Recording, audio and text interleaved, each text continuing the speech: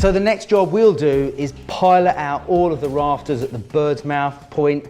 Now the reason we do that is because we want to drive a timber to timber fixing all the way through into the oak. We'll put it all together here, but we'll be taking it back out again, transporting it to site.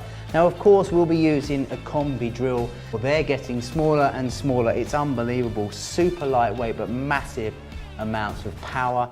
So for screwing, on speed 1, it will give me up to 41 torque settings. So you've got lower speed but higher torque. If I bring it up to speed 2, that almost halves down to 21.